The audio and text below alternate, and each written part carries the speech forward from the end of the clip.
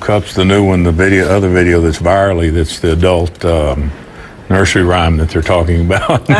but I like that one. That was my 29th #1 song. Oh, we're going to show that later too. That's the one they were talking about too. Yeah, Made in America though was our 29th #1 in 16 years. But you're talking about disappearing America. So talk to me. What are you trying to say there? We've globalized a little too much. Like that song isn't necessarily about my father, but it's about everybody's father. Everybody's grown today that has a father that age, that generation. They could go to the bank or the pharmacy or the grocery store, and a lot of times the grocer or the pharmacist or the banker would be a second generation in that business, and you could shake hands and say, hey, I need you to cover me. I'm getting a new pickup, new car, need a loan for my farm or my business. And you had a handshake and a history with the guy. And now now we're globalized and everything's corporate and it's worldwide, and we've lost all those little significant pieces to our country. And yes, that's true. You believe that? Yeah, I believe that. I think it's true. But that you're talking about like that feeling of a small town almost. Right.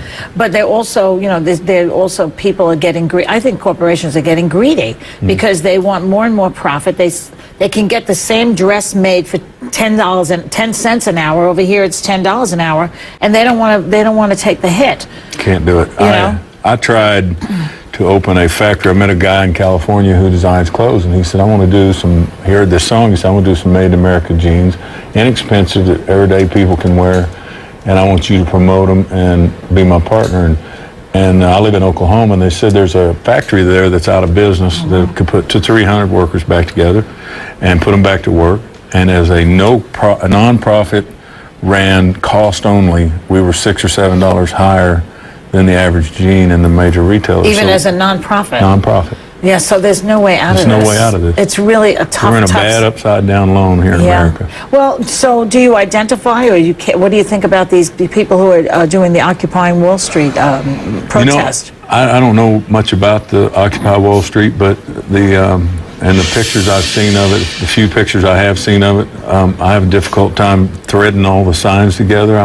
There's a lot of different beef coming from a lot of different places, but I mean, as bad a shape as we're in right now, I don't know what it's going to take, but at some point we're going to have to figure out what we're going to do. We've got to have more business people with the business sense and the know-how and the IQ to operate this country and less politicians.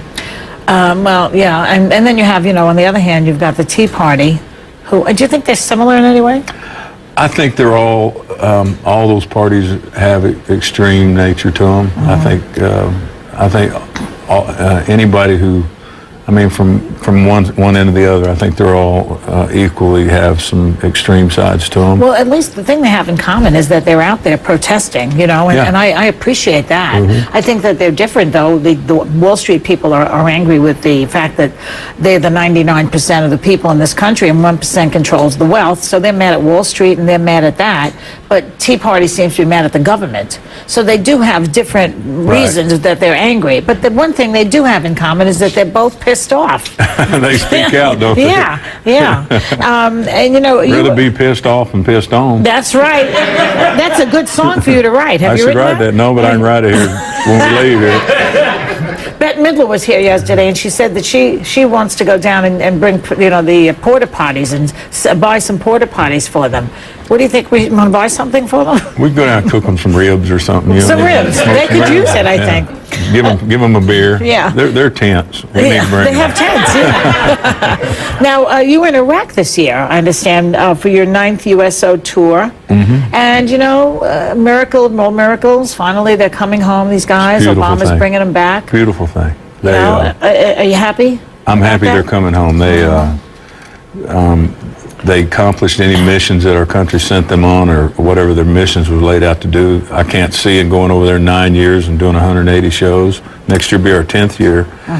And I've watched every year of that thing over there. And I can't see any missions left to accomplish. I hope that the Iraqi people get their stuff together and become a nation again that can be another productive country like the rest of them. We hope so.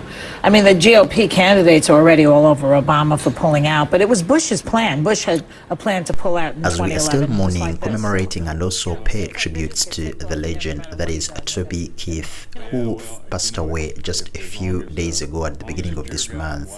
Now, his family is planning multiple celebrations of life for the country music icon. After, of course, the Red Solo Cup singer, whose full name was, by the way, Toby Keith Covel, died as a result of stomach-related issues at the age of 62. Early on this month, like I've told you, his family have come out to reveal plans for the 2 upcoming memorial services in an Instagram post that was released on Monday. Like I told you, here at Dictum Media, we'll be covering all these celebration of life service, and we just encourage you to stay on this channel. So the Covel family, in a statement they released, they said they are hosting a private funeral service for the family, band, and a crew only member in mid-February.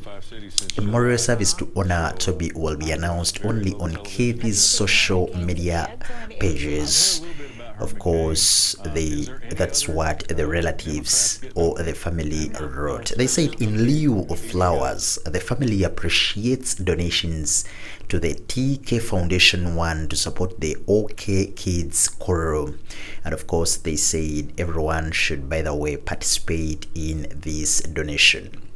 So last week, we saw the 38-year-old daughter, that is Krystal Keith, sharing several photos of his late father on her official Instagram, and she wrote in a very devastating way that I'm shattered. As great as he was in his career, he was so much greater as a dad and a husband, and of course we'll be missing him. She said, I'm so lucky to have had him and so grateful to have got to walk me down the aisle and meet my babies, that I have years of memories traveling the world as a family. So the family is still grieving, they are preparing for the celebration of life service, a private funeral, and of course all the arrangements, I'm very sure they are underway. Rest in power, the King Toby Keith.